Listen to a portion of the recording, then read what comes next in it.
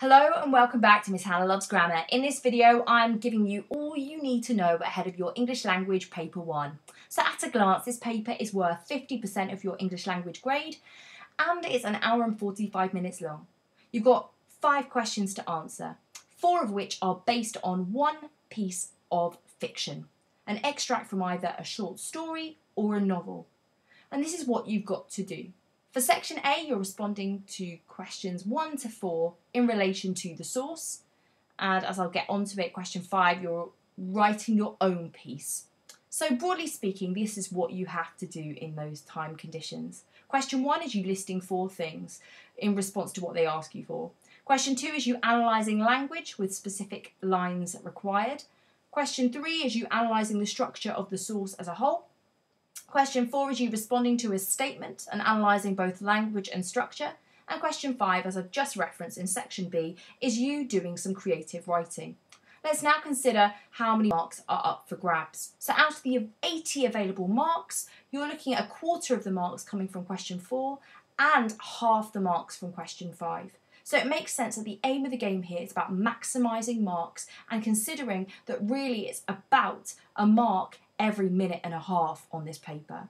So this is me giving you the whistle-stop tour guide of what you need to do as I go through this video, but I've got a playlist of 35 videos that I'm still building and that's linked below, whether that's quick fire notes that give you sentence starters for each of these questions, exemplar models for questions 3 and 5, or really just offering you what we mean when we're talking about the effect on the reader with videos that show you how to get top band marks with devices like alliteration, similes and metaphors. I hope this really supports you, so best of luck as you watch on. So question 1. It's quite breezy really, it's a 4 marker. You're told to look at specific lines and they ask you to list 4 things.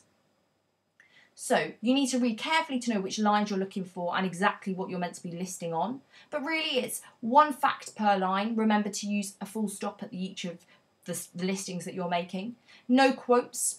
And if you don't know, just guess and move on. I really recommend just 2 to 3 minutes on this. I have a separate video that's coming out in the next few days all about reading time for this paper, which will help explain to you how you manage the reading time. You don't just begin the paper by answering question 1 because you pay a price for that later on. Question 2. Now, so you're given a section of the extract to analyse the language closely of. What you need to do is ensure that you embed short quotations. Year on year, the examiner's report is stating that students often pull up too much in the way of a big quotation when really what they want is for you to identify some simple devices the writer has used, comment on the way they affect us when we read them, and why a writer might have chosen to use such devices for effect. Don't just state the obvious, try and say something that's more meaningful and find nuance and effects within what the writer's saying. Within the playlist that's linked below, I have a series of videos on writer's intentions that gives you exactly what to say to hit top band with certain devices that come up, whether it's alliteration, simile or metaphor. You should really only spend 10 minutes on this question due to the fact it's only worth 8 marks, and really that means 2 to 3 analytical paragraphs. So with question 3, this is worth 8 marks and you're analysing the structure of the whole text and exploring how it engages and interests you as a reader. We need to begin by rereading the whole extract and considering and noting down anywhere where there's shifts of focus and what we're expected to zoom in on, the change of location or perspective, the varying sentence length and paragraph length for effect. I've got a few other ways of capturing the mood or focus.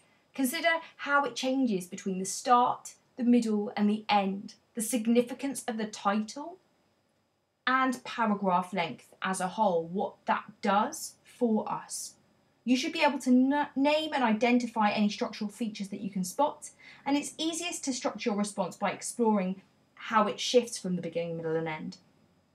Commenting on the devices used at each phase. You should also try and bring your analysis back to how it makes us interested and engaged as readers. Now, as this question is only worth 8 marks, it's really only 10 minutes of writing time. And that's 2 paragraphs, potentially 3, depending on how strong your analytical writing is. But it's so important that you move on when you can. Now, I have many videos in the playlist link below that can support your understanding of how to respond to a structure-based question like this. And I also recommend other videos that I have that comment on how to explore this style of question. I have a full marks exemplar for question 3 on this paper that is well worth considering to see what you can steal from it and employ in your own exam. So question 4, it's worth a quarter of the whole paper's marks, and it's you responding to another person's opinion on the source you've just read. You're given their statement and you have to explain how far you agree with what they say and their interpretation of the text. Now, the exam board, when this paper was first released, made it very clear that you should agree with the statement to some extent. So you should begin by identifying how far you do agree and saying why you agree, with potentially 3 to 4 moments in the text that back your argument up. So you're going to need lots of quotes in this response. You should then analyse each moment fully. You can either refer to the language, tone, imagery, structure, connotations of those moments, and you can analyse anything. Here's my true top tip.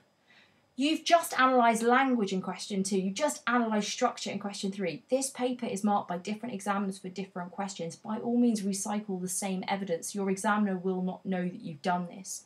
Same old deal for this paper. Identify devices and the effect on the reader. Comment on the writer's potential intentions. Talk about shifts and changes across the piece as a whole.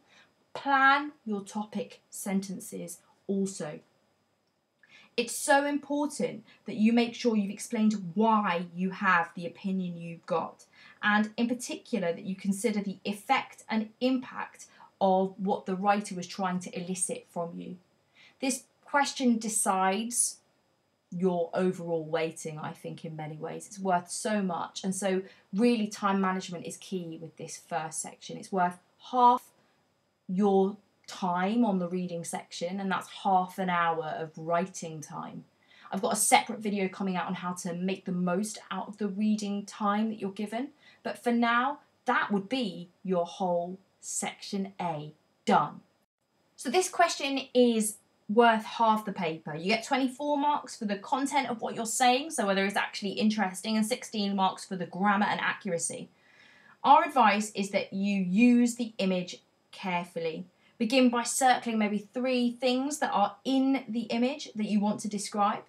And here's another thing. The exam board made it incredibly clear in previous examiners' reports that you will be capped if you don't plan. That's because they don't trust that we can just freehand, but also they want to know that you have actually thought about what you're writing and responded to the fact you've just read some high caliber literary efforts from somebody else in section A. Now, I would recommend you numbering the points that you're going to be focusing on from the image. I'd recommend to you that you try and ensure that your writing has a clear mood, specific focuses on each paragraph, that you're using discourse markers and signposts, such as above this, as he moves forwards. You're using a range of sentence types and punctuation. Please feel free to look at my grammar videos if you want more power on how to use those different types of sentence and punctuation more ambitiously, and also ambitious vocabulary and imagery. The broad thing I've realised over the years and from marking this paper is that less is more. You're looking to write 2 to 3 sides maximum. If you want to see a full marks exemplar for this, please do look onto my playlist down below because I have a 40 out of 40 marked response. So this is the paper at a glance, but really, with that 80 marks available, it's a race against the clock. You don't want to get bogged down in those quick mark answers and ensure that you have enough time to answer the questions worth, well, 3/4 of the paper. That's between them, question 4 and 5. Now, last year there was just a mere 16 marks between students getting a 4 and a 7 on this paper. And it really emphasises those who maximise their time on reading the source properly. And it demands for you to get those top grades that you're planning your responses to questions 4 and 5 to ensure that the quality of your written communication really is strong enough and really is worthwhile the examiner pulling you to the top of the band. Best of luck. Binge watch all that you need to ensure that you feel confident ahead of the exam, and best of luck. I believe you can do it. Why not subscribe to Miss Hannah Loves Grammar for all things English, literary and grammatical?